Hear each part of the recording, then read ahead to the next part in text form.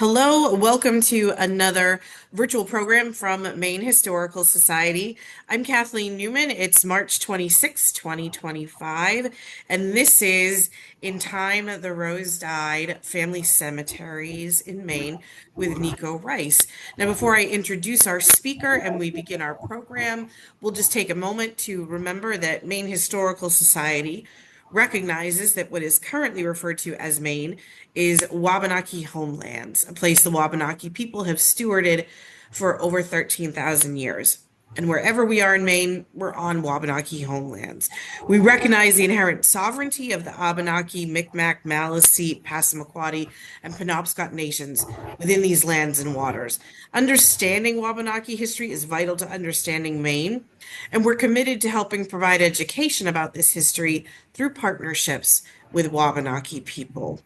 So today's program is about small family cemeteries in Maine, which I know is something I'm always curious about when I'm driving around. Have you ever wondered why the Maine countryside is so scattered with so many of these tiny little cemeteries?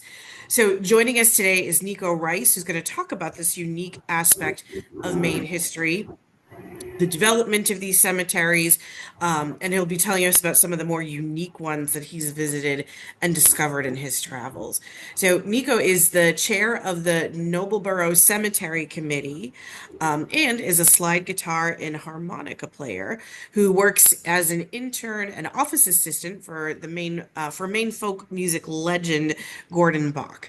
He's a part-time college student, and most of his free days are spent ambling through the Maine woods or driving down a long dirt lane looking for an ancient family plot. So, Niko, thank you so much for joining us here today.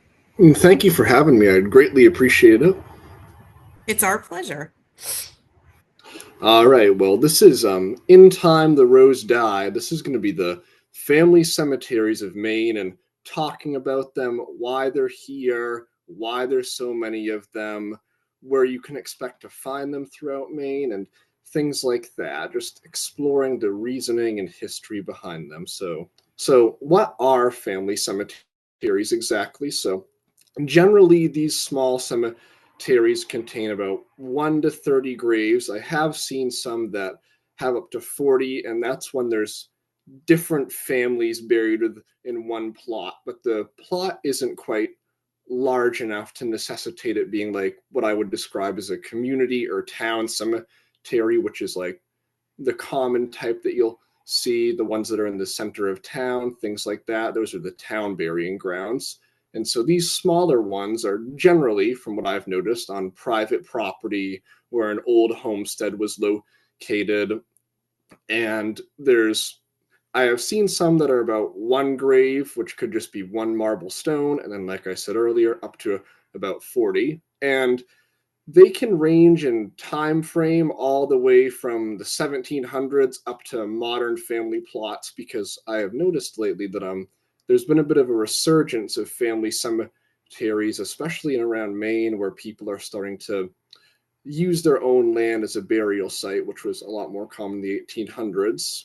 And another common feature of these family cemeteries is that many of them are unmarked or are marked only with field stones, so just small little unmarked pieces of natural rock that were found on the farm. So, for example, if you're plowing up the field, you're throwing all the rocks aside so you can make way for agriculture and things like that, make it good grazing land for cattle. And they would use these natural rocks that were just in the main soil to mark the graves of people occasionally. And in the cases of the ones that are unmarked, a common practice at the time was to use a wooden cross to mark the grave. And obviously, that was a very temporary form of marker, and those disappeared within probably just a couple years of them being placed there. And for the vast majority of plots like that, we have no trace of them. I've seen a couple of that nature, and all that's really left of those ones is that they are just there's little depressions in the ground that you can see where the graves are. And an example of that is at the Town Farm Cemetery in Whitefield, Maine, which is off Town Farm Road, which is discontinued now, and it's in a little pasture just in front of the old house foundation that was the town farm, and all that's left is the little indentations in the soil that mark the grave of the people that lived at the town farm. And this photograph we have here is a good example of a typical family cemetery. It's the Foy Cemetery in Dresden, Maine, which is off of Old County Road. And what you're going to find a lot of in this presentation is that many of the sites that I have pictures of or documentation of are going to be in the mid-coast area, because that's where I spend most of my time, and that's where I've concentrated the most of my research. But there's going to be a couple that are some outliers. So that's what family cemeteries are. So where can family cemeteries be found? This is a very interesting question because I've found them in a large variety of places. The ones that people are most familiar with is seeing them on the side of major roads and highways. So even on when you're driving up on I-95 going north, in I believe Kennebunkport, there's a family cemetery right on the side of the road there. And if you've ever driven down an old back road or old county road around here, you'll probably end up seeing these old family cemeteries there. Another common thing I've noticed is that a lot of them are just in people's backyards, sitting there at the edge of the tree line. Sometimes they'll be extremely far out into the woods, which is the case with ones like the Marr Family Cemetery in Washington, Maine, which is just miles down an old Jeep trail in the woods, very hard to access. And that's why a lot of these places are so uncared for, because they're so far out into the woods that it's not really logistically or feasibly possible to get out there and take care of them. And a lot of the time, sometimes they'll still be in open fields, which is this will happen if the farm that these people were buried on continued to support agriculture and didn't die out as many of the 1800s farms did. So the terrain that they were buried on is still present. It hasn't been grown over by woods or anything like that. And underneath house foundations is an interesting one, because I've seen this a couple times too. And there's another cemetery in Whitefield that's a good indicator of this, and that is the Norman Hopkins Farm Cemetery. And a long time ago, I found some newspaper clippings that talked about how Norman Hopkins, the owner of the farm, was digging out his cellar hole, expanding the cellar there. This is back in the 1950s or 60s, and he found a coffin with bones in it down there, and nobody knows where that came from. Nobody knows what family it was from, and it was a very, very old coffin, and the skeleton inside was incomplete because they called over the Jefferson Medical Examiner at the time, and they just determined that it was very, very old. And I could never figure out what they ended up doing with the remains, if they were reinterred somewhere. But that's an example of sometimes these family cemeteries being built up or built over. And sometimes people are completely unaware of this. And then the sad part is when people are aware of this, because, for example, in Saco, Maine, I'm sure that some of you are familiar with the Funtown Splashtown Park. There was a family cemetery there at one point. I believe it was the Anderson family cemetery. And as that park expanded, they built around it and built up around it. And so you have all these buildings and amusement park rides all around it. And the cemetery is sitting there neglected with all the gravestones fallen over. And eventually some arrangement was made with the city of Saco, and the cemetery was finally moved to, I believe it was Laurel Hill Cemetery in Saco.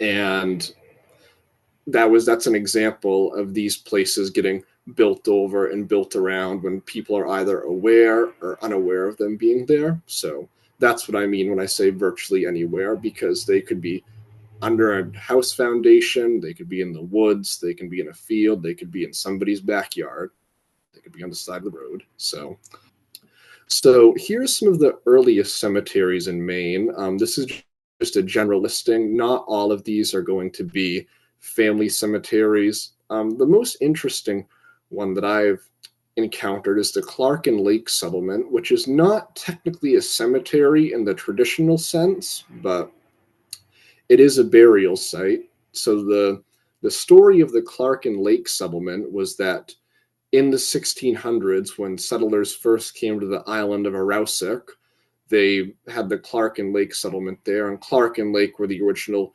proprietors of that.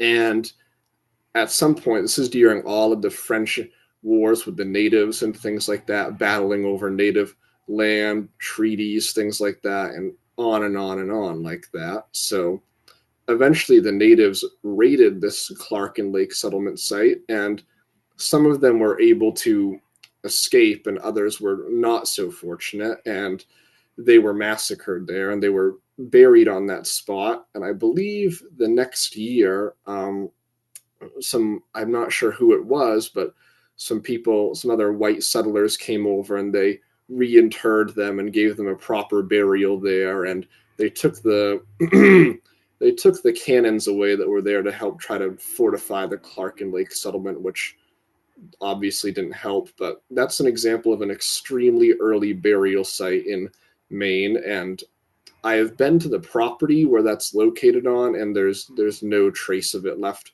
now. There's a rather large house there, and all the land around it is completely grown up. You can't tell that anything is there. I read at one point that they were doing archaeological work around there, but I don't believe anything ever came of that.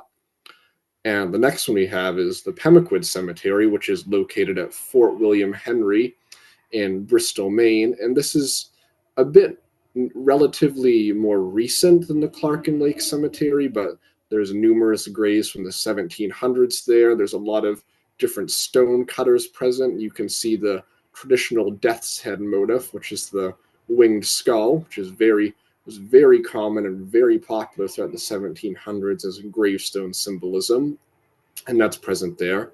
And you can also see the gravestone carvings of Joseph Sykes, who was a gravestone carver that came from Connecticut, I believe, who had a very interesting style of gravestone cutting. It's very reminiscent of gravestone art you'll see in places like England and in the old world. And he's not using the slate that was typical of the time period. He's using another type of stone.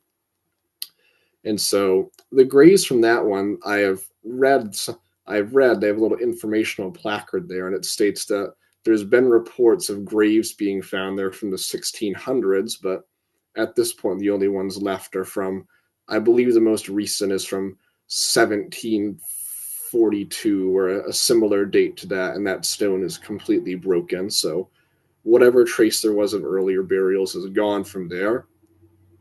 Now, the Eastern Cemetery, there's been a lot of great work done about that, a lot of great books written about it. I have the one by Ron Romano. It's quite good. It's very informative about all of it.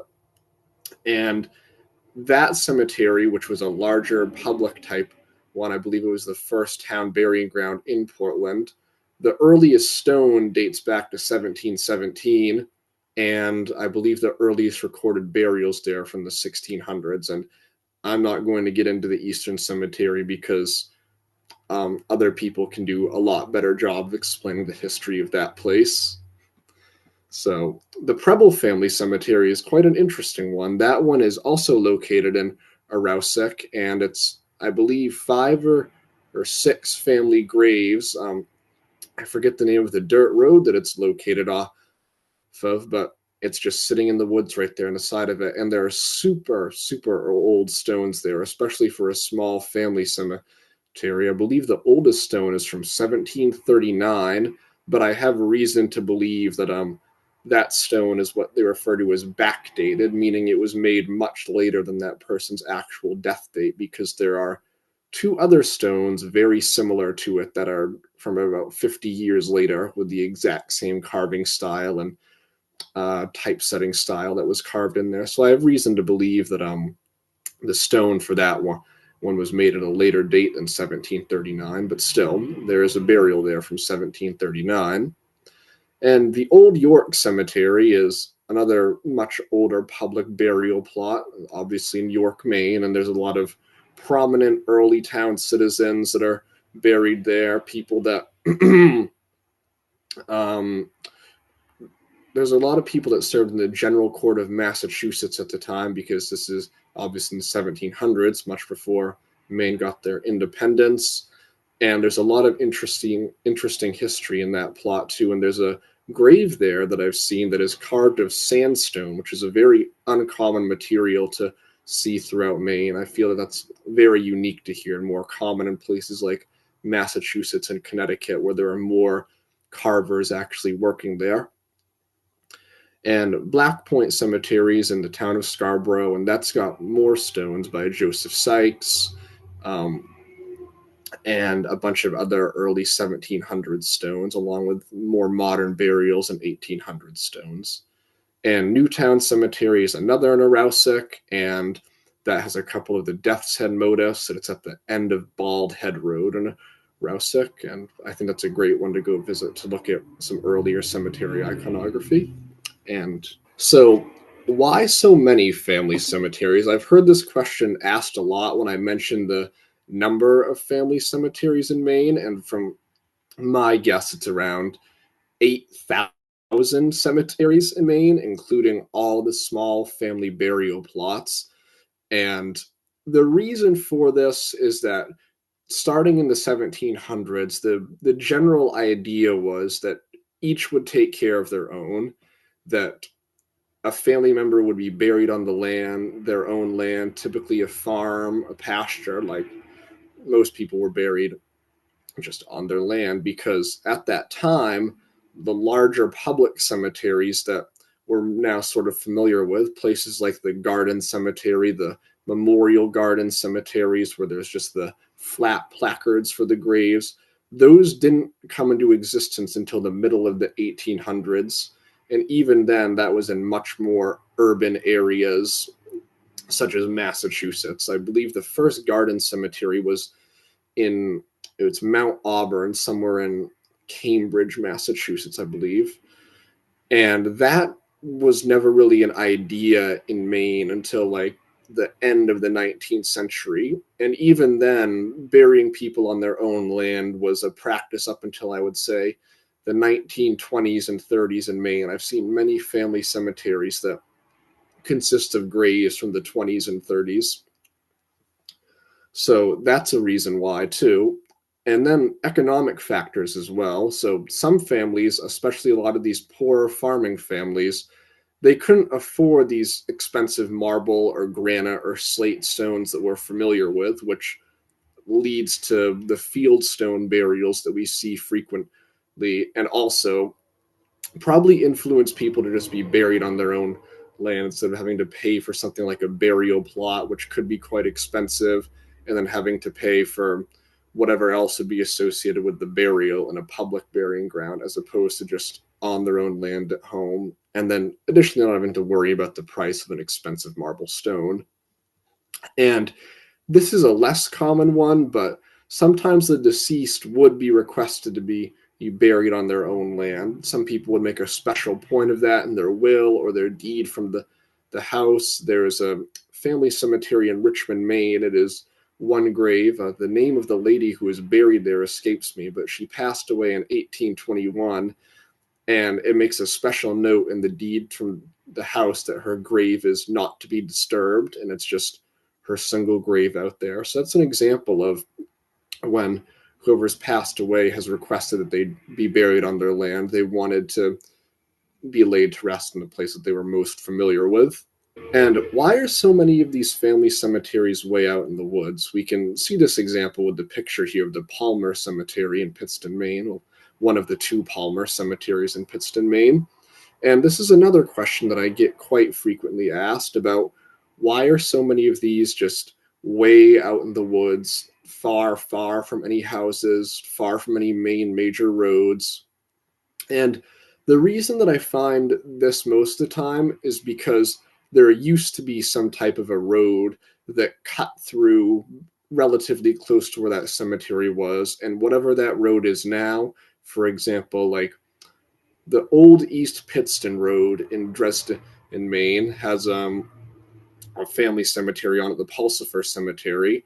And to us, it seems absurd that it's way out there, because to get to it, you have to walk about a mile and a half and cross a creek. But back when people were being actively buried there, that seemed a lot more sensible because that road was passable. And now in our time, that road has completely vanished. So now it just seems like it's far, far out there into the woods. And another reason for this that goes hand in hand with it, a place that would have made sense as a burial plot, for example, at the top of a hill in in a field, that could have been completely overgrown by forest within 30 or 40 years of that family leaving there. So that makes it seem to us, the modern viewer of these places, that these stones are just out in the woods. But if we were able to look back and see, we could see that, oh, most of these burial plots and little family graves were actually just in the middle of big open fields at the time, or relatively close to where the house used to be, because I've noticed that too. A lot of the time, these old family cemeteries will be relatively close to an old cellar hole, house foundation, or even a well in some cases, which almost walking into a well in the middle of the woods is not a comforting experience. I've had that happen to me many times. So we're going to move into here into some of the cemeteries that I have visited in my time, the ones that I found the most interesting just in exploring around here and looking for specific family plots. And this is the Alexander family cemetery in Dresden. And I spent a lot of time looking for this one. I spent many days trying to find it, and I was told that the stones were standing, which was not true. And so when I went to look for it, I thought I was looking for standing stones. But as you can see in the picture here, the one grave that I found first is completely buried under leaves and branches and things like that. And this is the grave of Sarah Alexander, who is the wife of John Hill, and she's one of only two stones there that are still there and readable and legible. And this cemetery is right off of the Everson Road in Dresden, Maine, which is a long dirt road that turns into the old Cedar Grove Road in Pittston. And this cemetery is right on the town line with Pittston. And so I had a bit of trouble figuring out where exactly it was in relation into like which town it is in, which side of the town line I should be looking on. But I eventually found out where it was. I got directions from Eleanor Everson, who lives close by, and she's a great resource for history of Dresden and places like that. She contributed a lot of the cemetery info to Rundlet Palmer's book, The History of Dresden, Maine, and she gave me directions to this one, and eventually I found it. And the first stone that I found here, which I have the picture of, is that of Sarah, and the second one, which was a double marble headstone for John Alexander and his wife Susanna, was completely down on the ground and buried over with at least 2 or 3 inches of dirt and leaves. And I had to use a gravestone probing tool, which is basically a T-bar, a metal T-bar, to like poke into the ground and find it. And after hours of searching in this one small area, I finally found the stone, which is surprisingly still legible after it's sitting under the ground for probably decades and decades. And there are apparently field stones at this cemetery, but I have not been able to find them personally. I believe that they're just also buried as well. So that's the Alexander family cemetery. So now the Joseph Johnson stone is a very interesting one to me.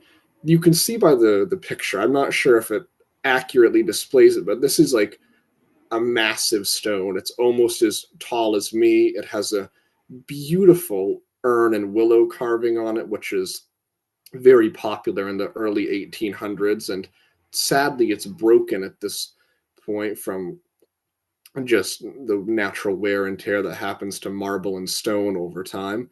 But it's off of Blinn Hill Road, and this is another cemetery that's right on the Pittston and Dresden town line. And there's a bit of a mystery with this one because, as you can see, it's just leaning up against a pile of rocks, which I have been told was part of an old barn foundation. And nobody knows where this stone is supposed to go and where the original burial plot's location is on that piece of land, why it was moved. I had spoke to the current property owner, and he does not know where it belongs. So the information that comes with that the information of where that plot is has long since disappeared. Now the only trace that we have left is just this rather large marble stone, which is just leaning against this old pile of rocks right here. And Joseph Johnson does have a stone in the Forest Hill Cemetery in Dresden, and it's just on it's on the Johnson family monument, but I don't believe that he's buried there because it would not make sense for him to have this very large ornate marble stone here, but then also be buried there. It was a common practice in that time period with the large family monuments you'll see at cemeteries to have engraved on it the name of a person who wasn't buried there but is deceased.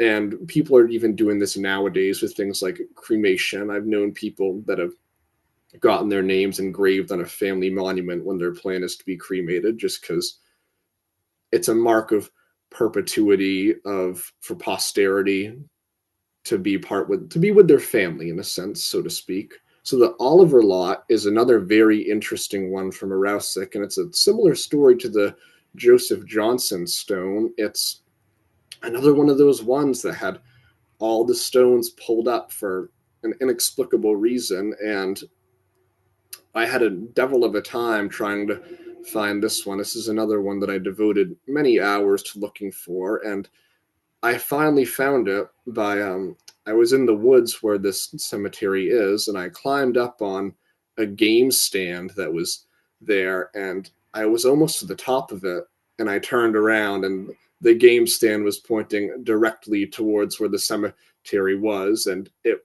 the way the marble stones have worn over the years, it blended perfectly in with the trees. They were almost camouflaged, but this is just one where we don't know where the original burial plot was either. The Oliver family was quite large too. They had numerous children, and I think around 6 or 7, and but only one of them is buried here. I believe the father of the Oliver family, his name was William Oliver, was buried here, and his son, who I think his name was John. And then additionally, you can't see this in the photo, but on the back side of the tree, it looks like there is a little field stone or something that would have been a field stone marking a grave that has also been pulled up. And this is located off of Bald Head Road in Arousik, which is also where the Newtown Cemetery is located. And my my theory for this one is that there's a little more recent road that was built leading to a cottage out there. So maybe when that road was built, the stones were in the way and were pulled up just to make room for the road. Because I don't really see any other discernible reason why they would have been pulled up like this and stacked against a tree. So that's another example of, like I mentioned earlier, how people will move these family plots and build over them, either when they are aware or unaware, to make room for more houses and more roads and things like that. So, next slide, please. Now, the Trask family cemetery, this is one of my favorite ones. This is one of the few plots that I've actually found on my own. This is one of the ones that has no info that I can find out about it anywhere. It's not anywhere in the archives of the Maine Old Cemetery Association, which those archives are a great resource, by the way, for starting off with your research. And I can't find any papers at Scadumpha Library, which is I would say, the library of Lincoln County where Somerville is, and there's just no trace of it on any old maps from that time period. So this is located off of the Crummett Mountain Road in Somerville, which is a very long dirt road. It must go on for 5 or 6 miles, I would say, and it's way back in a field behind a house and a whole farm. And I really just got lucky with this cemetery and finding it, even knowing it was there. I was out canvassing for cemeteries, which is what I call it when I just go around and I knock on doors and I ask, like, is there a cemetery on here on your property? And sometimes that works. Sometimes I'll get a really weird look and be told no. And in this scenario, it worked. There was an older gentleman out on his tractor, and I stopped the car and I asked him, and he was like, yes, I have one right behind my house, follow me on my tractor. And so I did, and I went up there, and I saw the plot, and it must be 30 by 60, and there's probably about 20 or 30 graves in there. This picture that I have here is just a couple of the stones that were broken there on the ground, but there's definitely room for at least 20, 30, maybe even 40 burials there. It's just huge, and I think that different families in the Crummett Mountain Road area were using it for burials, so it's quite large. And I was told by the property owner that there are slaves buried up there that were formerly owned by the Trask family, because I guess the area that his house is now standing on was a plantation at one time. And I'm inclined for to believe him because of the large amount of slate stones that are there that are unmarked, more examples of field stones. So, and that was a very common practice for slaves, and you'll see that in the places like the southern United States too. Many of the cemeteries for slaves and African Americans are either totally unmarked or just have fieldstone markers. So I feel like that is unfortunately in line with tradition here, with slaves receiving an unmarked burial from their masters, which is quite sad as there's really no other record for their existence here. So the Stinson Sweat family cemetery is another quite interesting one. It's located off of Duck Camp Road in Arousek, and this is much like the Oliver lot, and also in Arousek.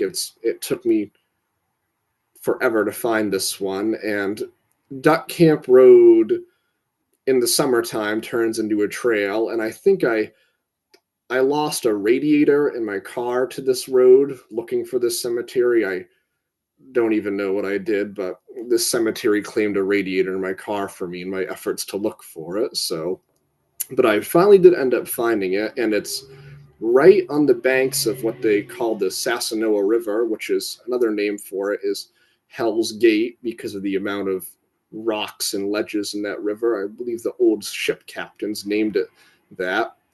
And as you can see, it's one of these ones that because it's so far out in the woods and off the beaten path, as they say, that it's been completely overgrown with time. Many of the stones have broken off the bases and fallen over, been covered in dirt, and many of these stones are very hard to read too. Some of them are barely legible at this point.